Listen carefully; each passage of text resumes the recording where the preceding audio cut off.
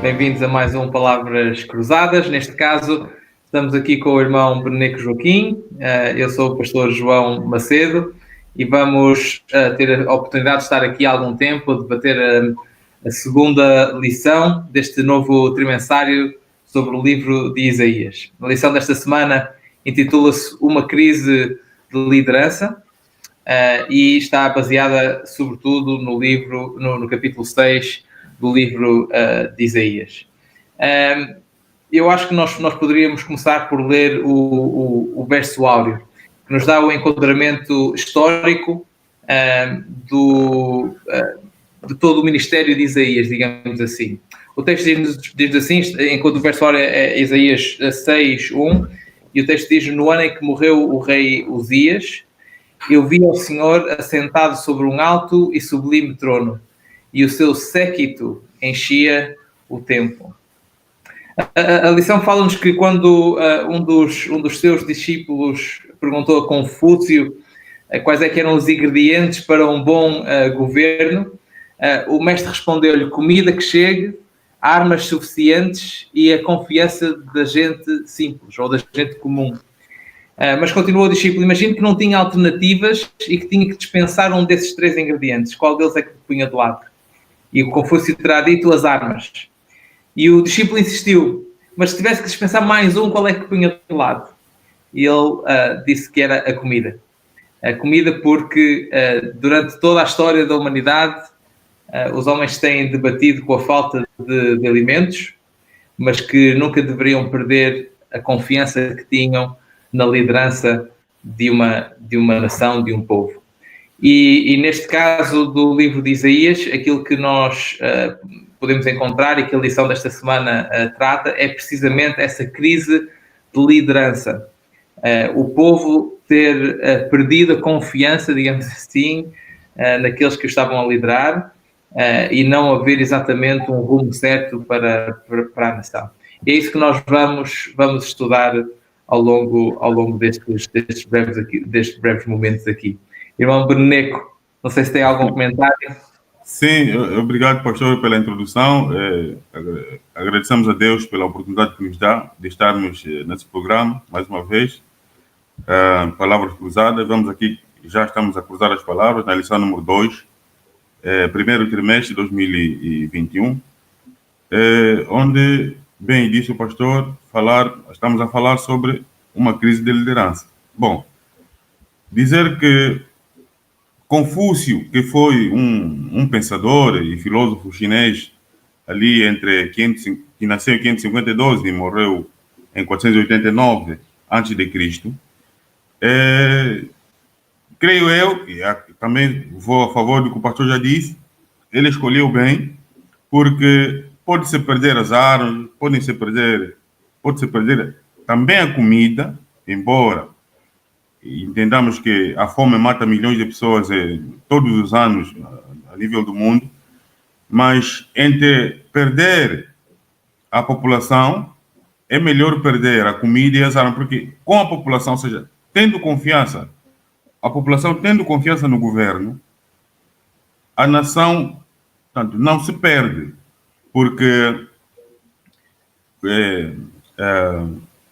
Provérbios, o livro de Provérbios diz que, em muitas passagens, que a sabedoria humana, se não for anexada, se não for aquela que Deus aceita e entende, é apenas uma loucura. E uma liderança que não é sábia leva o povo a se corromper, ou seja, a nação vai à ruína.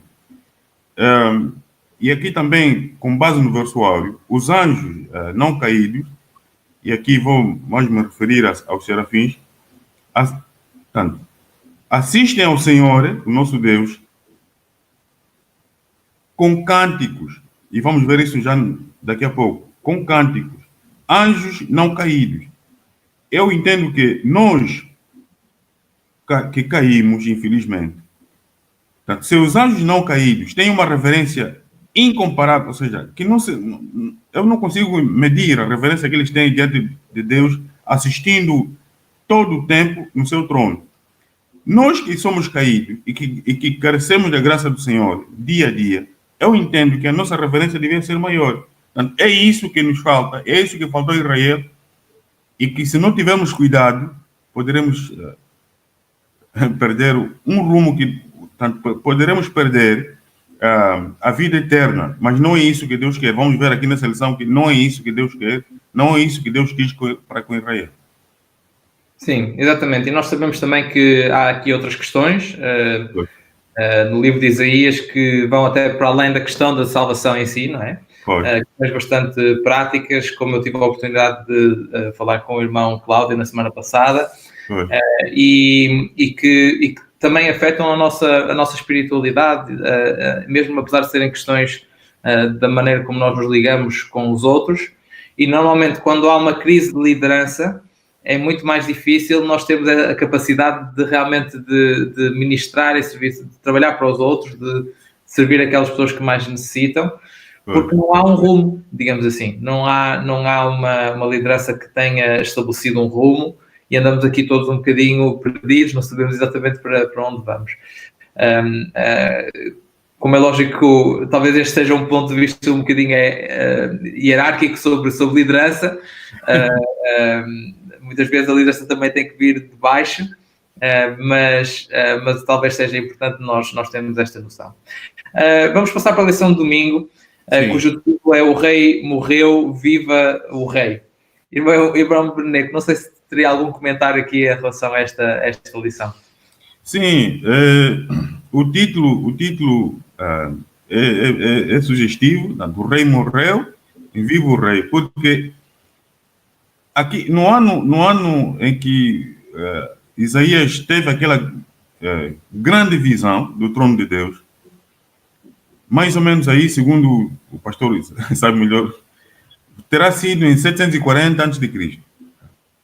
E nessa altura, o rei que morreu é Uzias. Mas por quê? No reinado dele, ou seja, ele quando começou a reinar, e por cerca de mais ou menos 30 e tal anos de reinado, entendemos que o Israel prosperava, ou seja, ele andava nos caminhos do Senhor. A Bíblia diz isso.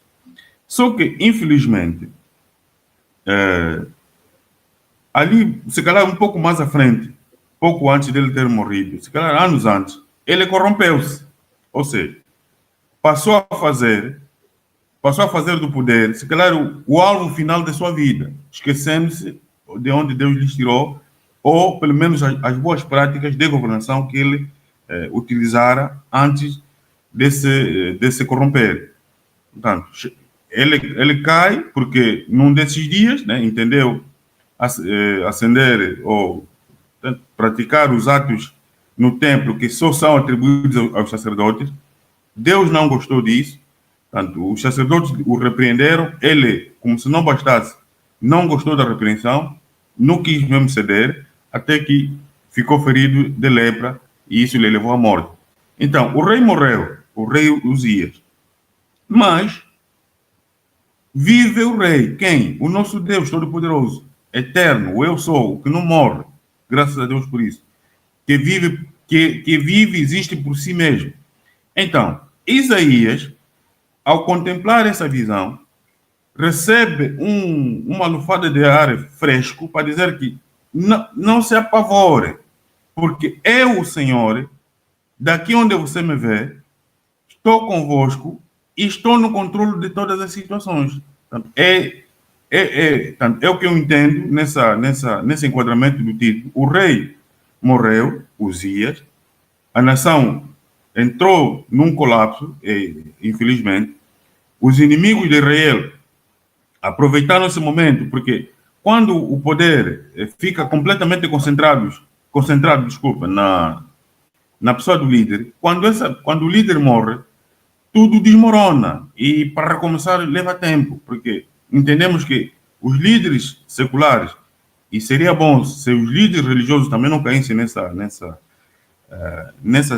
onda, quanto mais poder tiverem, mais duros ou mais corrompidos depois se tornam, ou seja, concentram em si o poder e depois se tornam absolutos. E isso, a nação fica podemos assim dizer, refém do líder, e que quando esse líder desaparece, é um problema. Foi o que aconteceu com Israel, e depois a Síria aproveitou e foi fazendo as suas investidas, e Israel parecia para Isaías que estava perdido. Mas o rei, nosso Deus, vive e está no controle de tudo. Eu creio que é interessante a perspectiva que o Noam Beneco trouxe. Eu creio que se poderia traduzir isso numa palavra, sobretudo no contexto de igreja, no contexto de líderes religiosos, que é delegação. Muitas vezes nós temos a noção de que somos nós, como líderes, que temos que tratar de tudo, mas há certas coisas que nós não podemos tratar e temos que... Porque senão depois acontece precisamente isto. Quando o rei morre, há uma crise de liderança. Neste caso, do povo de Israel, não foi isso que aconteceu, porque a liderança estava lá, apesar de não estar no campo humano, digamos assim. Mas eu acho que aquilo que é interessante, porque a lição deste domingo foca-se sobretudo no texto que nós lemos no início, do verso áureo, Isaías 6:1. Sim.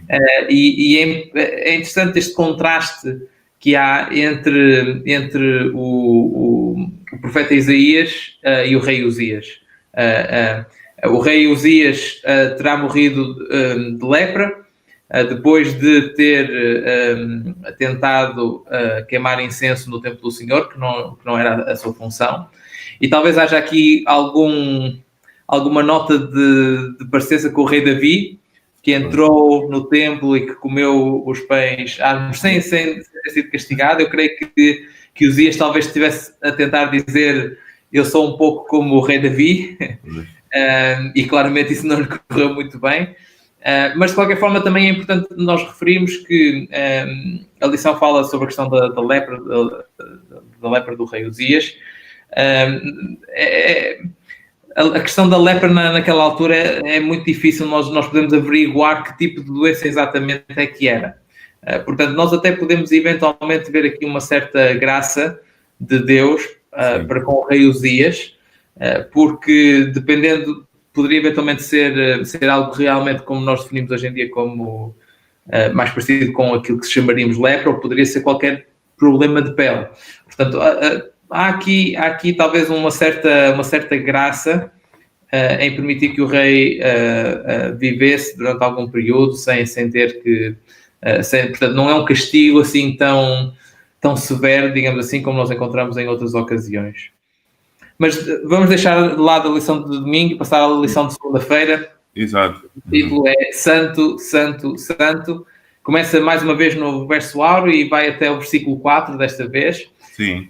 E relata precisamente aquela experiência que Isaías tem de sentir que não está capacitado para estar na presença de Deus. Eu não sei se o irmão Beneco gostava de fazer algum comentário. Sim, pastor. Dizer que é na presença de Deus, mas uma presença real, uma presença em que Deus, realmente, Deus que conhece tudo, Deus que nos conhece melhor porque é o nosso Criador, é uma presença que Ele aceita. Tá? É na presença do Senhor em que nós nos apercebemos da enormidade, se calhar o termo está exagerado, mas eu vou mesmo por aí, da enormidade do nosso pecado. É na presença do Senhor. Porque muitas vezes nós, os seres humanos, temos a tendência de aferir os erros dos outros e não os nossos. Quando, às vezes, e por sermos humanos, os erros dos outros que nós estamos a apontar são os mesmos e, se calhar, ainda os nossos são piores. Por isso, isso só... ou seja, nós, se praticarmos uma espiritualidade assente nos pilares da verdade, veremos que, diante do Senhor, nós não somos nada. E aqui no livro de Isaías, acredito que mais à frente, também aprenderemos que a nossa justiça, a justiça humana, é comparada com algo muito sujo, muito ruim. Por isso, se nós nos entregarmos ao Senhor, é na presença dele que vamos ver que nós não somos nada. Mas mesmo assim, este Todo-Poderoso, que habita num lugar inacessível por enquanto para o homem, está tão perto de nós para nos purificar. Uhum. Por isso, com a morte do rei Uzias, Israel, já falamos um pouco, mas aqui também faz menção a isso, a lição de segunda-feira, Israel entrou numa profunda crise política. E o cenário não podia ser diferente. Mas, para nós, a lição é que, no meio do povo, quando parece que está tudo perdido, há sempre quem segue a santidade, arrisca, vou mesmo dizer, e Deus conta sempre com essas pessoas. Mas também outra lição é que podemos ter várias dificuldades, podem vir tsunamis, furacões, maremotos, pode haver na nossa vida pessoal, familiar e como igreja, e até como nação, situações muito desafiadoras, e o ano passado, exemplo disso, a pandemia ameaçou, reduziu as economias mundiais a zero, os sistemas de saúde quase que entraram num colapso, mas no meio de tudo isso, Deus está a dizer, eu sou santo, eu estou no controle de tudo, olhem para mim, eu estou para vos guiar e livrar da maldade. Obrigado, irmão Beneco. Nós vamos agora ter um momento musical. Com certeza, pastor, com certeza. Vamos ter um momento musical, sim.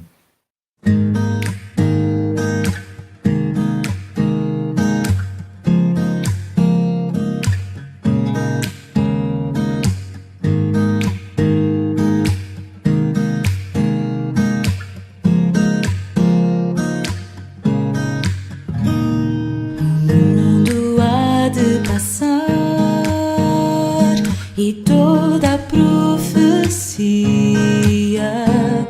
os dons, as línguas e tudo mais que existir. Porém, como aquele que foi, hoje é e para sempre há de ser. O amor é a essência de Deus e para sempre também vai viver. Bondoso e sem rancor, fiel e paciente, humilde e sofredor, espera tão somente, justo e verdadeiro, tudo suporta e tudo crê, tão puro e perfeito é o amor, não busca interesse ou favor, mistério, expressão, vida e luz do Senhor. Se eu pudesse saber destinos ou futuros, fazer mover as montanhas com minha fé. Se eu pudesse falar qualquer língua em qualquer lugar e desse os meus bens ao mais pobre ou morresse em favor de alguém, se não tivesse amor, de nada valeria. Se não tivesse amor, proveito algum teria. Fria e sem razão, a vida então passaria. Vazio seria o falar, um sino que insiste a tocar. Se não tivesse amor, de nada valeria. Se não tivesse amor, proveito algum teria. Fria e sem razão, a vida então passaria. Vazio seria o falar, um sino que insiste a tocar. Se dentro de mim não valesse o amor,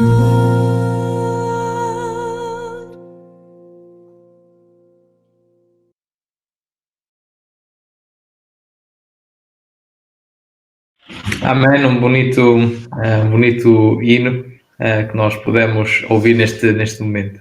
Vamos continuar a recapitulação da nossa lição, passar neste caso para a lição de terça-feira, uma nova personalidade que fala precisamente sobre este momento em que Isaías continua a falar sobre este momento em que Isaías encontra Deus, está naquele contexto do lugar santíssimo, no dia da expiação, que no fundo não era para o profeta Isaías estar lá, tal como também não era para o rei Uzias. Mas a dualidade aqui de resultados nas histórias, nestas duas histórias, lembra-me precisamente deste contraste que nós temos entre um Deus que é transcendente, que é um Deus distante, que é um Deus que nós não temos qualquer possibilidade de querer nos comparar a Ele, e por outro lado um Deus que também é acessível, que está próximo, talvez um pouco mais à imagem de Deus que encontramos, por exemplo, no Novo Testamento, já no livro de Hebreus, não é? A lição fala-nos, e mesmo na lição de segunda-feira, fala-nos sobre a transcendência de Deus a lidar com os profetas Ezequiel, com o profeta Daniel e o profeta João. Mas eu acho que é importante nós também termos em noção a experiência de outros profetas. Não só aqui Isaías, que tem acesso, apesar de ser, parece quase um acesso condicionado, quase como as medidas do coronavírus, nós só podemos entrar depois de nos purificarmos. Mas eu lembro, por exemplo, da experiência do profeta Elias no Monte Horeb, que é o mesmo monte que o Monte Sinai, em que ele, depois de ter aquela experiência tão poderosa no topo do Monte Carmelo, ele vai até ao meio do deserto, a este monte, àquela caverna específica onde Deus tinha escondido Moisés, e há um vento que parte tudo, e o texto diz-nos que Deus não está no vento. Há um terremoto e Deus não está no terremoto. Há um fogo e Deus não está no fogo. E o texto diz-nos que depois há um sussurro calmo e suave. E é no sussurro calmo e suave que poderia melhor ser traduzido do original como a voz de total silêncio, que nós encontramos precisamente Deus, ou que o profeta Elias encontra Deus. Às vezes Deus revela-se de uma forma muito poderosa, às vezes Deus revela-se de uma forma transcendente, que nós não temos acesso, mas muitas outras vezes Deus tem um trato connosco muito mais calmo e é muito mais acessível. E eu creio que é importante nós termos este contraste em mente. Com certeza, pastor. As palavras de Isaías aqui, no capítulo 6, 5 até 7, foram como as de um sumo sacerdote, né, quando estivesse a confessar o seu pecado e o pecado do povo no dia da expiação no lugar santíssimo, no santuário terrestre. Deus é transcendente, mas é imanente, ou seja, está distante, mas está tão próximo, está conosco, é Emmanuel. O livro de Isaías é um livro como que evangélico no Antigo Testamento, ou dos evangelhos no Antigo Testamento, é Emmanuel, Deus conosco, nada a temer. Só que aqui o que ressalta também, pastor, é que se nos mantivermos nos nossos pecados, nós não conseguiremos entender essa enormidade de que, ou seja, essa grandiosidade de quem Deus é. Porque às vezes o problema, pastor, nós conhecemos, e era o problema de Israel, literal, que não é diferente do nosso. Nós conhecemos a verdade, ou conhecemos o que até é certo.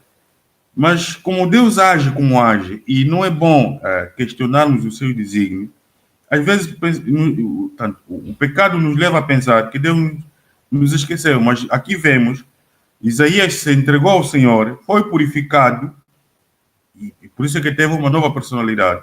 E a partir daí, teve condições de ser mensageiro do Senhor para com o povo de Israel, que parecia estar perdido.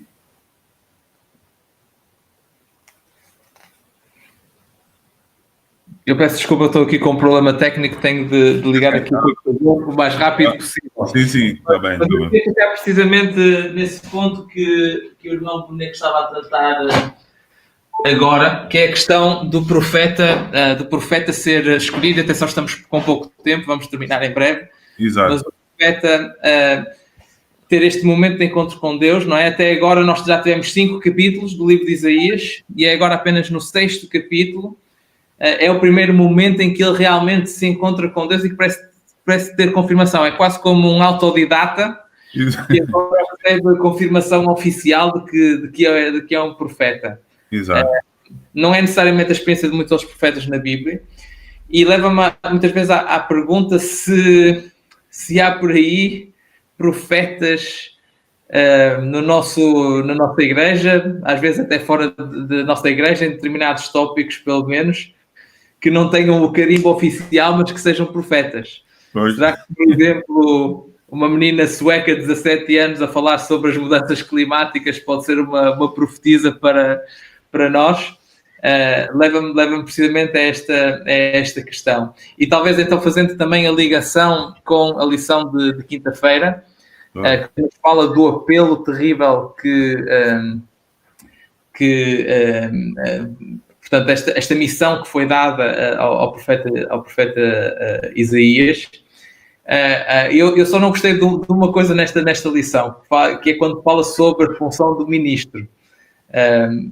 Os ministros não são profetas. A minha função como ministro, como Evangelho. Exatamente, como ministro do Evangelho, como servidor, porque no fundo é essa a raiz da palavra, não é? Como pastor da igreja, a minha função é ensinar, é apoiar os irmãos, é fazer discípulos, mas não é necessariamente ser um profeta. Os profetas, muitas vezes, eram aqueles que estavam fora do sistema. E que só por estarem fora do sistema é que podiam criticar o sistema. Eu creio que no fundo é isso que acontece aqui com o profeta Isaías, mas também neste caso, como nós referimos há pouco, o profeta que já começa a criticar o sistema do povo de Israel daquela altura, desde o início do livro até ao final do capítulo 5, no início do capítulo 6 recebe o carimbo de aprovação e uma missão especial. Não significa que ele não fosse inspirado antes desse momento. Nós não precisamos de ter a aprovação de uma organização para estarmos inspirados por Deus para fazer o que quer que seja, mas eu não sei o que é que o irmão Neco pensa sobre esse assunto. Pois, nosso tempo já está praticamente no fim, mas dizer que Deus sempre está aqui com o apelo terrível. O que entendemos também é que Deus está sempre de braços abertos para com seu povo. E o problema está em como nós respondemos aos apelos. E aqui eu trago duas personagens. Uma é de Faraó e a outra é de Nabucodonosor. Portanto, Faraó, a Faraó, Deus enviou Moisés e Arão por várias vezes, no sentido de que com aqueles juízos, com aquelas pragas, ele se voltasse ao Senhor e deixar o povo e também ele se arrepender. Mas, infelizmente, quanto mais Deus lhe dava esses sinais, ele endurecia o seu coração. Mas Nabucodonosor, que também foi arrogante, foi o que nós sabemos, está tudo lá em Daniel, depois de passar 7 anos de amarga experiência na vida dele, ele, pelo menos, reconheceu que existe um Deus todo-poderoso que é que deve ser adorado. Esse tem sido também o nosso problema, pastor. Deus usa conosco vários métodos para nos chamar a Ele, mas às vezes os vários métodos nós os tornamos em circunstâncias difíceis para nós mesmos e nos endurecemos mais ainda e não chegamos a Ele. Mas em 1 Coríntios 10:13, Deus diz que não há tentação maior que nos vem, que sobre ela Deus não nos dá o escape. Por isso, tudo que nos vem a tentação, Deus também nos dá saídas para nos livrarmos da tentação. E para nós, importa dizer que, ao deixarmos a tentação, estamos a caminhar mesmo para a vida eterna. Porque se cada um de nós, se ficar agarrado nas tentações e ceder a elas, o fim pode ser trágico. Temos que terminar a nossa sessão de palavras cruzadas. Exato. Agradecemos a todos que nos puderam ouvir. Queria agradecer também ao irmão Beneco pelo tempo que disponibilizou para estar aqui comigo, falarmos sobre todos estes temas importantes. E desejamos a todos um bom estudo da lição, boa recapitulação da lição desta semana e que realmente Deus vos possa abençoar, que vos possa inspirar, tal como o profeta Isaías, procurarem a presença deste Deus na vossa vida e claro está, a tentarem também servir o outro da melhor maneira, que no fundo era essa a grande mensagem do profeta Isaías e é a grande mensagem do livro de Isaías que estamos aqui a estudar. Uma boa continuação para todos e estaremos cá de novo na próxima semana. Obrigado.